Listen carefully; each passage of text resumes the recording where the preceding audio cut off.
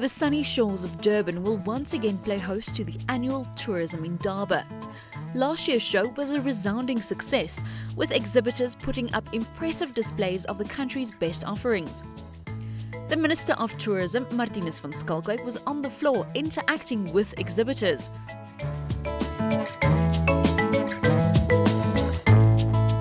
Indaba is considered the best opportunity for tour operators, buyers and sellers in the industry to meet, decide what they like, seal deals and plan to interact in future. The aim last year was to grow the event by increasing participation. This year, organisers understand that they are in an international competition and they need to have that edge above their competitors.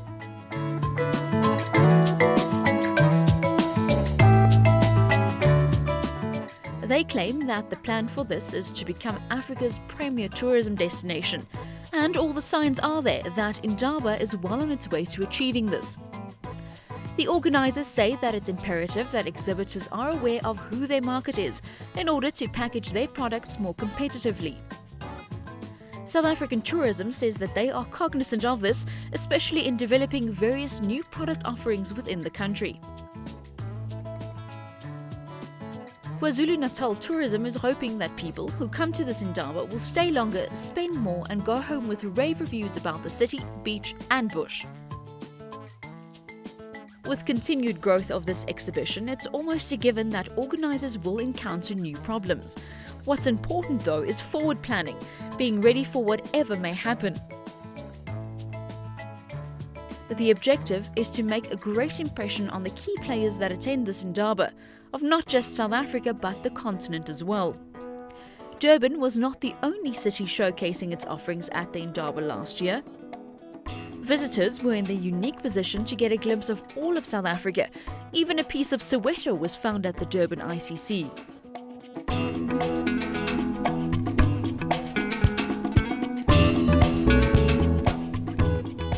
One of the takeaway points of Indaba 2013 was that business tourists should be driven to want to broaden their experience of South Africa.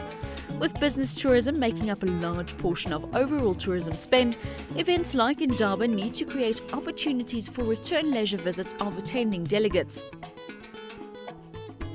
This year, Indaba is teaming up with We Are Africa to bring delegates the 1=2 experience, 2 shows, 1 Africa.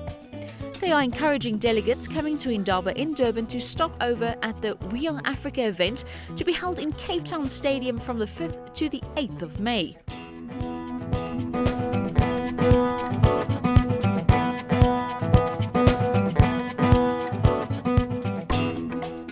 Indaba 2014 is set to take place from the 10th to the 12th of May at the Durban ICC and promises to defy expectations.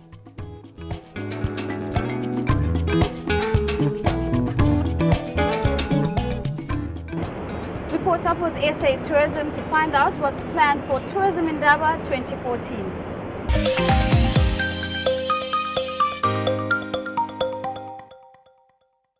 Jan, thank you so much for making the time to join us. Now, of course, tourism trade shows have become increasingly global, both in terms of the exhibitors and the visitors that they attract. How is the Tourism Indaba evolving to make sure that they keep abreast with this particular development? Well, I think that we now are evolving at rapid speed and possibly playing catch up. It's a very specific industry with specific skills. There aren't any other destination marketing organizations or tourism boards around the world that have their own trade show. Yeah. So it's this expertise that we've, as I say, had to play catch up on. But we've now researched best practice. We're very comfortable with what the key drivers are. We know what exhibitors are looking for. We know what buyers are looking for. And so I believe that we're now keeping pace with what's happening around the world. And of course, you've also done something different in terms of tweaking your model. You've reduced the number of days from 4 days to 3 days. Firstly, why have you done this and what's been the reception thus far? Well, the reception and the reason for doing are actually very linked. It was very informed by trade feedback. So stepping back slightly, looking at Indaba as a 4-day show, I think the key thing was that we wanted to deliver impactful relevance to exhibitors and buyers.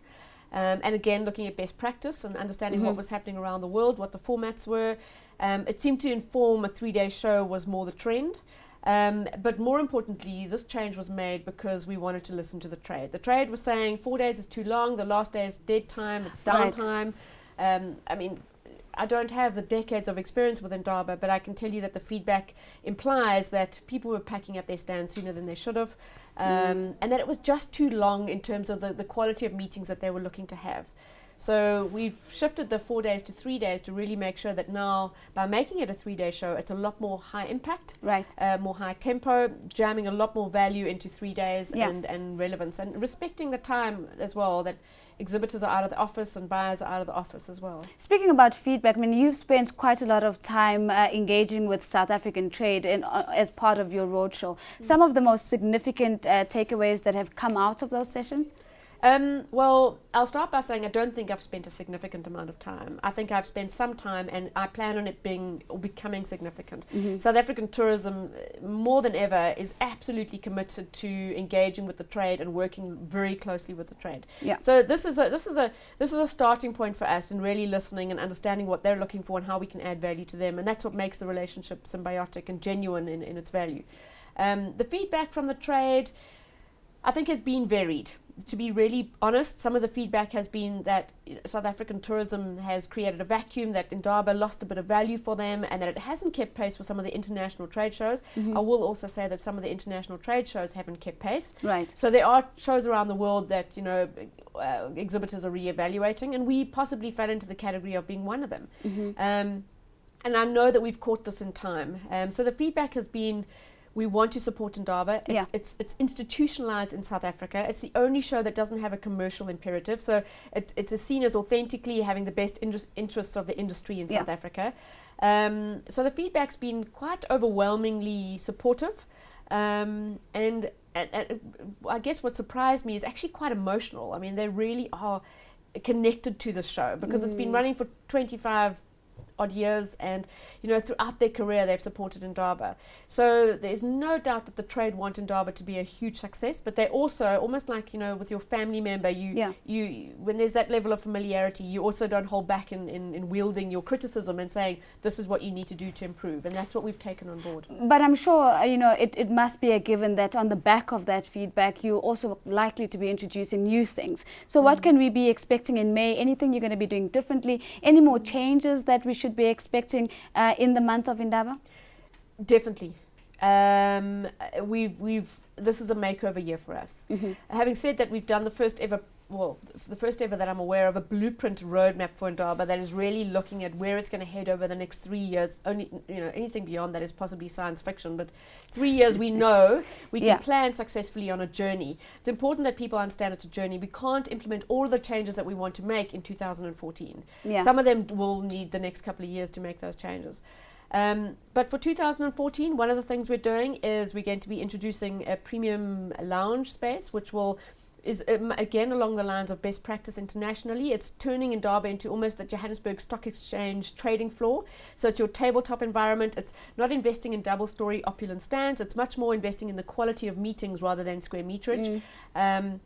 And you'll get 42 meetings back to back, 20-minute meetings where you engage with the top international buyers around the world. So that whole space, we're starting with only 150 buyers, but we'll make it larger and larger as we reconfigure and find more space. But that's a big introduction. That certainly sounds exciting. I mean, let me maybe move to a bit of a sticky issue. I mean, very clear about the fact that you are cleaning up Indaba in terms of cleaning out exhibitors that are not as closely aligned to the focus and the brand and the values and all of that.